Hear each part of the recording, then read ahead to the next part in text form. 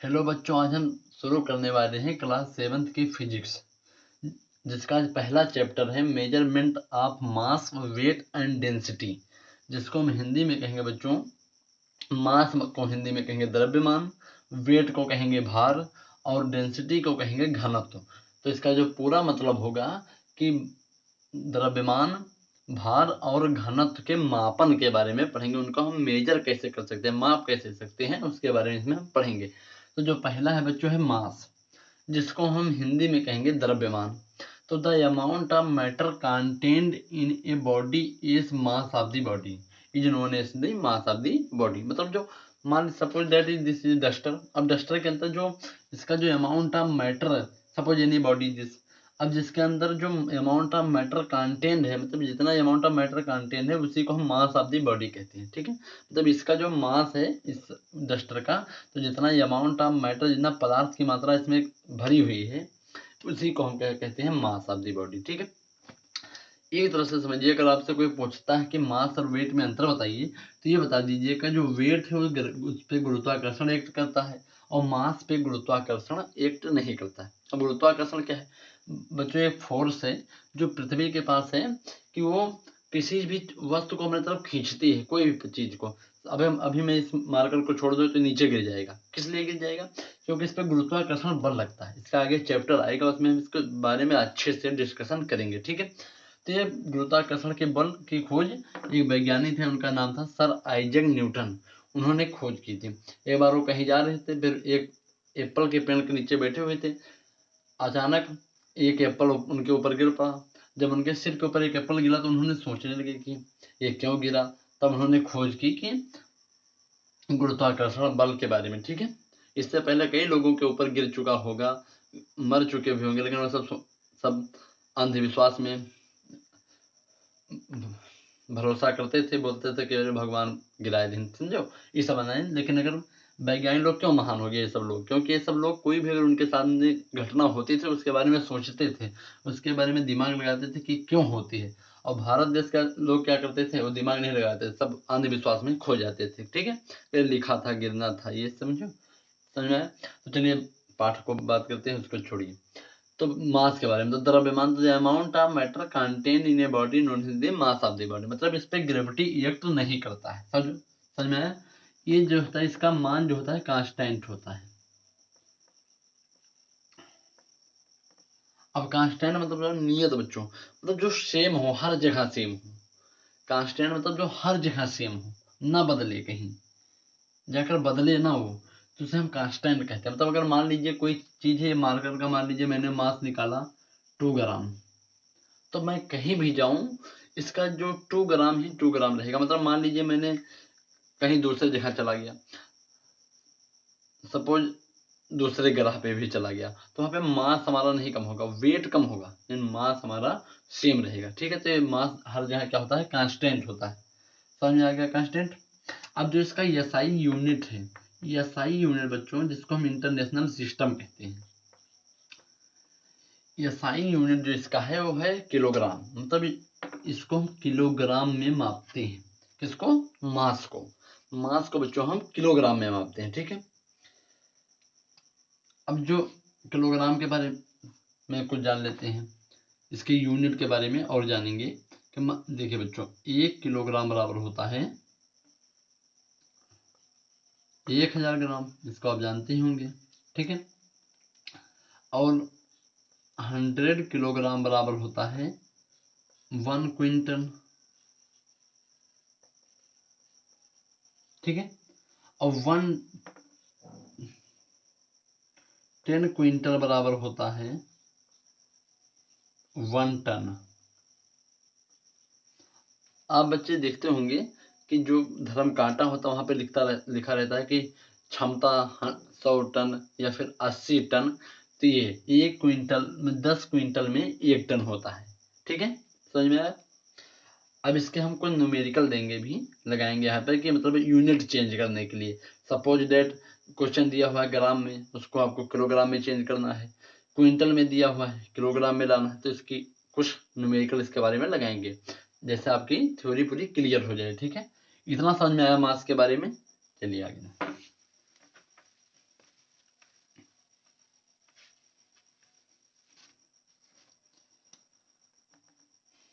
देखिए बच्चों 1 किलोग्राम बराबर क्या होता है 1000 ग्राम, ठीक है। 100 किलोग्राम बराबर 1 क्विंटल, 10 क्विंटल बराबर 1 टन। अगर इसको किलोग्राम में देखें तो जब 1 क्विंटल में 100 किलोग्राम तो 10 क्विंटल में 1000 किलोग्राम, ठीक है। फिर बच्चों 1000 मिलीग्राम बराबर 1 ग्राम। इसको आप नोटबुक में उतारते रहिएगा, ठीक है। अब चलिए हम क्वेश्चन देते हैं। सपोज डेट दिया हुआ है कि 5 किलोग्राम को हमको चेंज करना है किसमें ग्राम में, ठीक है बच्चों। मतलब 5 किलोग्राम दिया हुआ है, इसको हमको चेंज करना है किसमें ग्राम में। अब 1 किलोग्राम में बच्चों कितना होता है 1000 ग्राम, तो 5 किलोग्राम में 5 इंटू 1000 इक्वल टू 5000 ग्राम, ठीक है। मतलब 5 किलोग्राम को हमको चेंज करना था किसमें ग्राम में, तो 1 kilogram equal to 1000 gram, then we will multiply 5 into 1000 equal to 5000 gram will answer come, ठीक है। अब चलिए दूसरा क्वेश्चन दे दिया है, मान लीजिए कि 5000 किलोग्राम दिया है और निकालना किसमें हम ग्राम में। वहां पे तो दिया हुआ था सपोज किलोग्राम में नहीं, इसको हम ग्राम में करिए, ग्राम में दिया हुआ है, किलोग्राम में हमको निकालना है। अब वहां पे किलोग्राम में दिया हुआ था, ग्राम में निकालना था। अब यहाँ पे ग्राम में दिया हुआ है, किलोग्राम में निकालना था। देखिए बच्चों जब हम बड़ी यूनिटों को निकालेंगे तो वहाँ पे डिवाइड करेंगे। अब ग्राम से अगर हम किलोग्राम में निकालेंगे तो इसी 1000 से हम उसको डिवाइड कर देंगे, और अगर हम किलोग्राम से ग्राम में निकालेंगे तो हम 1000 से मल्टीप्लाई, मतलब जितना छोटी हम निकालते चले जाएंगे यूनिट, जितनी छोटी यूनिट हम निकालेंगे उतना हमको मल्टीप्लाई करना पड़ेगा, और जितनी हम इसकी बड़ी यूनिट लाएंगे उतना हमको डिवाइड करना पड़ेगा, अगर छोटी यूनिट में क्वेश्चन दिया हुआ है तो, ठीक है। अब देखिए यहाँ पे अभी आप समझ जाएंगे। 5000 ग्राम दिया हुआ है, किसमें चेंज करना है किलोग्राम में, तो इसको हम 5000 को 1000 से डिवाइड कर देंगे, क्योंकि 1 किलोग्राम बराबर 1000 ग्राम, ठीक है। सब जीरो कट गया, बचा कितना 5, तो क्या आ जाएगा 5 किलोग्राम। तो मतलब 5000 ग्राम में कितने किलोग्राम है 5 किलोग्राम है, ठीक है। मतलब जब हमको छोटी यूनिट दी हो, बड़ी यूनिट में निकालना हो, तो हम उसी चीज से इसको डिवाइड कर देंगे, ठीक है। अगर यहीं पे 5 किलोग्राम दिया होता, अगर ग्राम में निकालना तो 5 इंटू 1000 कर देते, 5000 ग्राम आ जाता, ठीक है। चलिए हम अभी न्यूमेरिकल लगाएंगे 4-5, आपको अच्छे से समझ में आ जाएगा। चलिए अब मान लीजिए दिया हुआ है 500 kg दिया हुआ है। अब आपको बताना है इसमें कितने क्विंटल हैं, ठीक। तो देखिए 100 kg में कितने क्विंटल होते हैं 1 क्विंटल, ये मैंने 100 किलोग्राम बराबर 1 क्विंटल, तो 500 किलोग्राम बराबर 500 को बच्चों हम 100 से भाग दे देंगे, आएगा कितना 5 क्विंटल, ठीक है। अब देखिए यहाँ पे मैंने किलोग्राम से बड़ी यूनिट निकाली, क्या क्विंटल। तो जब हम पहले मैंने बता रखा आपको, जितनी आप बड़ी यूनिट निकालते चले जाएंगे उतना आपको डिवाइड करना पड़ेगा, और जब छोटी यूनिट निकालेंगे, अगर मान लीजिए आपको दिया होता कि 2 क्विंटल को 2 क्विंटल को हमको किस में चेंज करना है किलोग्राम में चेंज करना, तो आप क्या करते हैं 100 किलोग्राम बराबर 1 क्विंटल, तो 1 क्विंटल बराबर 100 किलोग्राम, तो 2 क्विंटल बराबर 2 इंटू 100 इक्वल टू 200 किलोग्राम हो गया। अब देखिए यहाँ पे मैंने क्विंटल से छोटी यूनिट निकाली किलोग्राम, तो यहाँ पे मैंने इसको क्या किया है मल्टीप्लाई किया है। मैं बार बार आपको बता रहा हूँ, जब आप छोटी यूनिट निकालेंगे तो मल्टीप्लाई करेंगे, और बड़ी यूनिट निकालेंगे तो आपको डिवाइड करना पड़ेगा। समझ में आ गया, मतलब यूनिट चेंज करना है इधर से उधर, ठीक है। अगर आपको नहीं समझ आया होगा तो आप कमेंट बॉक्स में लिख दीजिएगा, आगे मैं और अच्छे से बताऊंगा, ठीक है।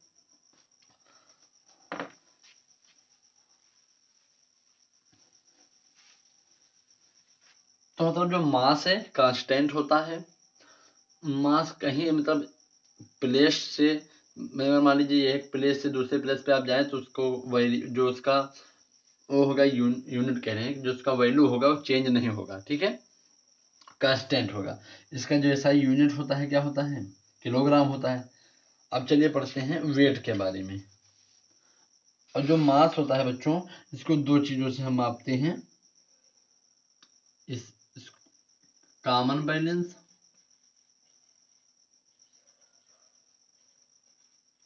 और फिजिकल बैलेंस से।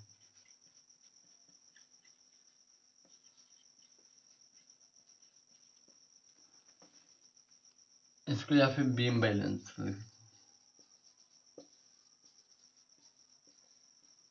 बीम बैलेंस, ठीक है। जो अपना आप वेट, जो अपना नापते हैं वेट, वो वेट नहीं है, वो मास है, ठीक है। उसको समझ लीजिएगा, वो मास है, क्योंकि उसको जीएसआई यूनिट है, किलोग्राम है। जब आप किसी चीज को भी किलोग्राम ग्राम में आप कभी मापेंगे तो आप ये समझ लीजिएगा कि वो वेट नहीं है, क्या है, मास है, ठीक है। अब चलिए हम वेट के बारे में पढ़ते हैं। वेट को हम हिंदी में कहेंगे बच्चों भार। क्या कहेंगे? भार। भार का जो ये है, इसके डिफिनेशन के बारे में देखें। Weight is the force, weight is the force मतलब जो भार है, यह एक प्रकार का बल है, with which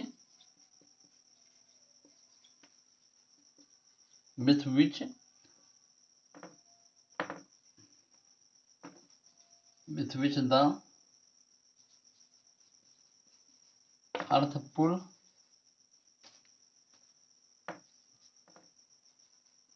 pools body towards its centre.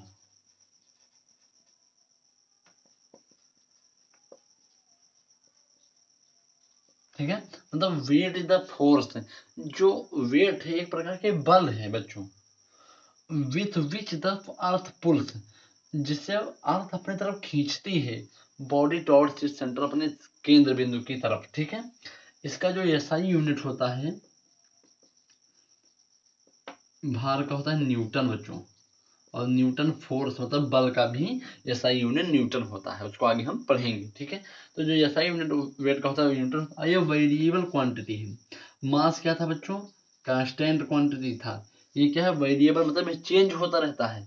अगर आप यहाँ हैं तो कुछ दूसरा वेट होगा, आप कहीं दूसरी जगह जाइए तो हमें गुरुत्वाकर्षण के हिसाब से दूसरा वेट हो जाएगा। तो ये चेंज होता रहता है, वेरिएबल क्वांटिटी है, ठीक है। समझ में आ गया? चलिए, और इसको हम स्प्रिंग बैलेंस द्वारा निकालते हैं। उसको किससे निकालते थे? बीम बैलेंस, कॉमन बैलेंस या फिर फिजिकल बैलेंस है। और इसको हम किससे निकालते हैं बच्चों? स्प्रिंग बैलेंस से। इतना समझ में आया आपको? मतलब वेट भार होता है, जिसको हम हिंदी में कहेंगे, और वेट क्या है? Weight is the force with which the earth pulls body towards its centre.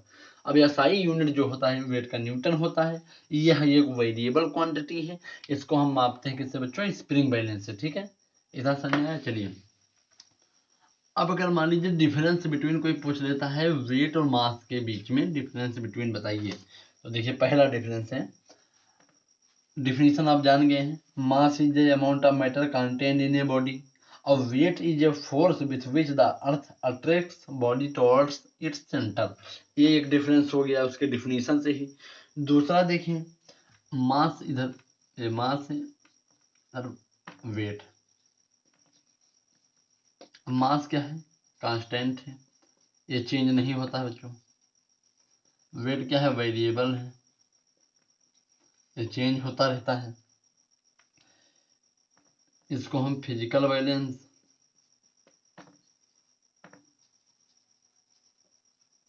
या फिर बीम बैलेंस निकालते हैं, मैंने माप सकते हैं इसको। फिजिकल बैलेंस है, इसको स्प्रिंग बैलेंस है।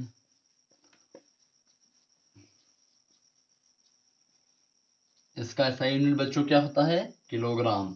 अगर आपसे कोई पूछता है मास का ऐसा यूनिट किलोग्राम, वेट का ऐसा यूनिट न्यूटन, जिससे ये एन को हम फुल फॉर्म में लिखते हैं न्यूटन। सर आइजैक न्यूटन ने इस यूनिट को दिया था, ठीक है। इतना आपको समझ में आ गया। ये और ये जान लीजिए, जो मास होता है इसकी यूनिट कभी जीरो नहीं होती। यूनिट बिल मतलब वैल्यू बिल नॉट जीरो। इसकी वैल्यू कभी जीरो नहीं होगी, इसकी वैल्यू जीरो हो सकती है, क्योंकि जब एक्सीलरेशन ड्यू टू ग्रेविटी, क्योंकि इस पे मैंने पहले आपको बता रखा है इस पे ग्रेविटी एक्ट करता है, अगर ग्रेविटी जीरो होगी तो इसका जो वेट होगा वो भी जीरो हो जाएगा, ठीक है। और इसमें ग्रेविटी से इसको कोई मतलब नहीं है, ये कांस्टेंट होता है, इसका वैल्यू कभी जीरो नहीं होगा, ठीक है। मास और वेट के बारे में आपको अच्छे से समझ में आ गया, चलो ठीक है। अब डेंसिटी के बारे में पढ़ लेते हैं।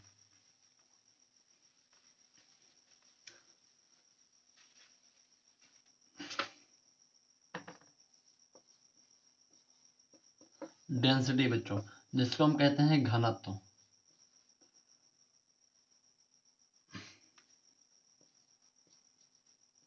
घनत्व, ठीक है। हिंदी में इसको हम घनत्व कहते हैं, इंग्लिश में डेंसिटी। इसका होता है definition, the mass per unit volume, the mass per unit volume of a substance, ये क्यूब में निकाला जाता है बच्चों, ठीक है। Substance is called density, called मतलब the mass per unit volume. इसकी डिफिनेशन से आप इसका फार्मूला समझिएगा, द मास पर यूनिट मतलब मास अपान वॉल्यूम बराबर क्या होता है बच्चों, डेंसिटी। मास अपान वॉल्यूम बराबर डेंसिटी, ठीक है। अब कह रहा है कि the mass per unit volume of a substance is called density, मतलब कोई सब्सटेंस है उसका मास को उसके वॉल्यूम से डिवाइड कर दीजिएगा, डेंसिटी निकल आएगी। मान लीजिए सपोज क्यूब में लीजिए, ये कोई है, अब इसका हमें डेंसिटी निकालना है, तो इसका मास कुछ होगा, इसका वॉल्यूम निकालेंगे, फिर मास को हम वॉल्यूम से डिवाइड कर देंगे और क्या निकल आएगा, हमारा डेंसिटी निकल आएगा। समझ आया बच्चों? चलिए इसका हम फार्मूला देख लिया, mass upon volume equal to density. इसी पे न्यूमेरिकल लगाएंगे, ठीक है। अब इसकी यूनिट कैसे निकालेंगे, देखिए फार्मूला क्या था, मास अपॉन वॉल्यूम बराबर डेंसिटी होता है। मास को बच्चों किस में नापेंगे, पहले मैंने बता रखा है किलोग्राम में। वॉल्यूम को देखिए length into breadth into height, तो तीनों किस में मापा जाता है, मीटर में। तो क्या हो जाएगा बच्चों, किलोग्राम ऊपर नीचे क्या हो जाएगा, मीटर क्यूब, 1 2 3, तो इसमें मीटर क्यूब लगाएंगे। अब इसको जब ऊपर ले जाएंगे तो इसको हम लिख सकते हैं किलोग्राम मीटर माइनस, मतलब किलोग्राम पर मीटर क्यूब, ठीक है। इसको हम पढ़ेंगे किलोग्राम पर मीटर क्यूब। ये किसमें है, इस एसआई सिस्टम में यूनिट है इसकी। In SI system the unit of density is kilogram पर मीटर क्यूब। अगर सीजीएस सिस्टम में निकालें, ये बच्चों हम आगे आपको बताएंगे कि CGS system, MKS system, FPS system, SI system, कौन कौन से सिस्टम है अलग अलग, ठीक है। तो सीजीएस सिस्टम मतलब ये एसआई सिस्टम है, इनमें एमकेएस सिस्टम, इसको एसआई को हम एमकेएस सिस्टम भी कहते हैं। इसमें क्या होता है, जो लेंथ होता है उसको हम मीटर में मापते हैं, जो वेट होता है उसको हम किलोग्राम में मापते हैं, और जो सेकंड होता है टाइम, तो सेकंड में ही मापते हैं। सीजीएस में क्या होता है बच्चों, अब देखिए वहां पे लेंथ को किसमें, मीटर में, यहाँ पे लेंथ को सेंटीमीटर में, वहां पे वेट को किसमें, मतलब वेट कह रहे हैं, मास को किसमें, किलोग्राम में, यहाँ पे ग्राम में, और सेकंड को दोनों में सेकंड में ही मापते हैं, ठीक है। तो सीजीएस सिस्टम में किलोग्राम को किसमें मापेंगे, बता देखें तो ग्राम में, और मीटर को तो ग्राम सेंटीमीटर क्यूब, ग्राम पर सेंटीमीटर क्यूब। समझ में आया? तो सीजीएस सिस्टम में यूनिट क्या होती है डेंसिटी की, ग्राम सेंटीमीटर पर क्यूब, और एसआई सिस्टम में या फिर एमकेएस सिस्टम में 2 यूनिट होती है डेंसिटी की, किलोग्राम पर मीटर क्यूब। समझ में आ रहा है बच्चों?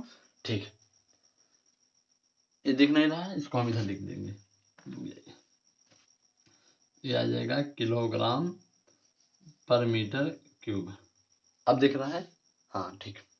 तो डेंसिटी के बारे में समझ में आई, इतनी यूनिट इसके, मतलब इसकी यूनिट के बारे में मैंने आपको बताया कि एमके सिस्टम में किलोग्राम पर मीटर क्यूब, सीजीएस में ग्राम सेंटीमीटर क्यूब, मैंने इस फार्मूले से निकाला, ठीक है। अब चलिए न्यूमेरिकल लगा लेते हैं इसको। सपोज दैट दिया हुआ है कि कोई क्यूब है, मान लीजिए कोई चीज है, उसका मास दिया हुआ है 2 kg, मास किन में दिया हुआ है, 2 kg दिया हुआ, चलो इसका वॉल्यूम, इसमें लेंथ दिया हुआ है, क्या दिया हुआ है, 2 मीटर, ब्रेथ मतलब चौड़ाई 3 मीटर और जो हाइट दिया हुआ है 4 मीटर दिया हुआ है। अब आपसे पूछ ले फाइंड द डेंसिटी, इसका क्या निकालना है हमको, घनत्व निकालना है। We have to find density of this object, ठीक, जिसका mass 2 kg, length 2 metre, breadth 3 metre, height 4 metre. मैंने फार्मूला आपको क्या बता रखा है कि मास अपान वॉल्यूम बराबर क्या होता है, डेंसिटी। अगर किसी चीज का डेंसिटी निकालना है तो उसके मास को उसके वॉल्यूम से डिवाइड कर दीजिएगा, डेंसिटी आ जाएगी।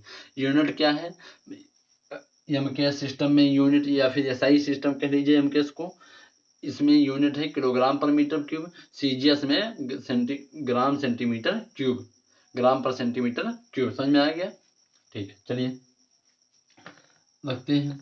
मास कितना हुआ है 2 kg अपान लेंथ। अब वॉल्यूम कैसे निकालते हैं, तो volume length into breadth into height, ये आपको फार्मूला याद होगा, ठीक है। चलिए मैंने लेंथ रख दिया 2 metre into breadth 3 metre into height 4 metre, तो 2 अपान 2 3 जा 6, 6 4 जा 24, ठीक है। इसको हम लिख सकते हैं 1/12, क्योंकि 12 जा 24 हो जाएगा, कट जाएगा, तो 1/12। इसको अगर हम डिवाइड करेंगे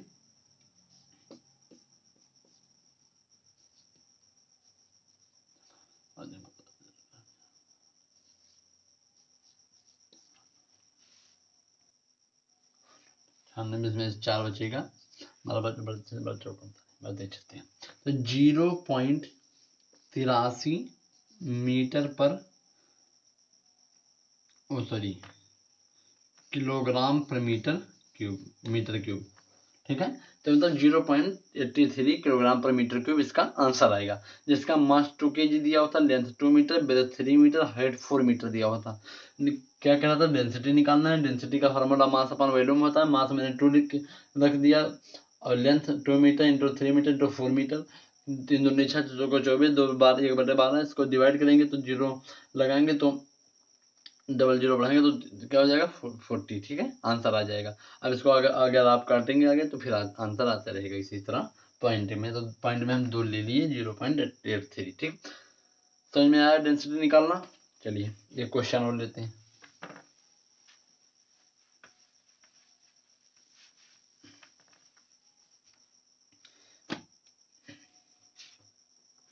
एक क्वेश्चन है कि 6 नंबर कह रहे हैं, क्वेश्चन है कि डेंसिटी ऑफ एल्कोहल है, एल्कोहल की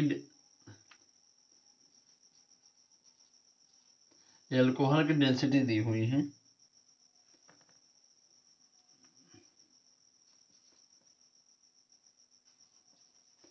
दी हुई है 0.80 ग्राम सेंटीमीटर क्यूब, ये दी हुई है एल्कोहल की डेंसिटी, ठीक है। अब आपसे पूछता है कि इसका हमें वो बताइए, इसमें सेंटीमीटर क्यूब, देखिए सेंटीमीटर पर क्यूब, ग्राम सेंटीमीटर क्यूब, मतलब सीजीएस सिस्टम में दी हुई है यूनिट, किसमें दी हुई बच्चों, सीजीएस सिस्टम में। निकालना किसमें है, एसआई सिस्टम या फिर एमकेएस सिस्टम में इसकी यूनिट में निकालनी है, ठीक है। तो चलिए निकालते हैं। अब देखिए सीजीएस सिस्टम में, इसको जब हमें सीजीएस सिस्टम से बच्चों एमकेएस सिस्टम में करना होगा तो आप एक बात ध्यान लीजिएगा, लिख लीजिए इसको आप नोट्स में, कि अगर हमें डेंसिटी सीजीएस सिस्टम में दी हुई है, मतलब ग्राम सेंटीमीटर पर क्यूब में दी हुई है, और किलोग्राम मीटर क्यूब में करना है, तो 1000 से उसको हम क्या कर देंगे, मल्टीप्लाई कर देंगे। चलिए देखिए 0.80 इंटू 1000, पॉइंट हटाया, 2 0 मर गया, 80 धम्मा 8000, ठीक है, समझ में आ गया। तो मतलब जब हमें सीजीएस सिस्टम से एमकेएस सिस्टम में करना होगा तो हम उसको 1000 से मल्टीप्लाई कर देंगे, और मान लीजिए हमको एमकेएस सिस्टम में दिया हुआ सीजीएस में करना है तो उसको हम 1000 से डिवाइड कर देंगे, ठीक। चलिए ये वाला भी क्वेश्चन एक देख लेते हैं।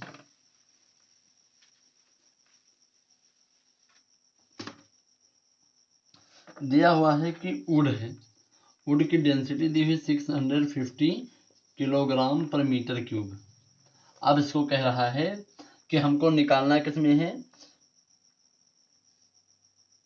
ग्राम पर सेंटीमीटर क्यूब में। ठीक है, तो चलिए 650 को हम किससे डिवाइड करेंगे बच्चों, 1000 से। एक जीरो मैंने कर रखा है, इसको आप डिवाइड करेंगे तो आंसर आएगा 0.65। आप डिवाइड करके देख सकते हैं, क्योंकि देखिए ये जीरो लगेंगे, पॉइंट बढ़ाएंगे, 650 हो जाएगा, तो 100 छक्का 600, फिर 100 पचे 500, तो 0.65 आंसर आ जाएगा। 0.65 क्या लिखेंगे, ग्राम सेंटीमीटर पर क्यूब। ठीक, तो मतलब ये यूनिट दी हुई थी किसमें बच्चों, एमके सिस्टम में, नहीं सॉरी, हाँ एमके सिस्टम में दी हुई है। उसको निकालना किसमें था, सीजीएस सिस्टम में। तो जब बच्चों एमके सिस्टम मतलब एसआई सिस्टम से सीजीएस सिस्टम में निकालना होगा तो उसको हम 1000 से डिवाइड कर देंगे। देखिए यहाँ पे मैं लिख दे रहा हूँ, एमके सिस्टम में यूनिट दी हुई है, निकालना किसमें है, सीजीएस में, 1000 से डिवाइड।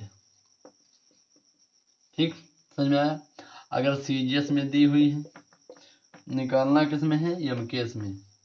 एमकेएस मतलब एसआई सिस्टम भी कह सकते हैं उसको। तो उसमें हम क्या करेंगे, 1000 से मल्टीप्लाई। अगर आपको समझ में आया है अच्छे से, ठीक है, पढ़ते रहिएगा लगातार।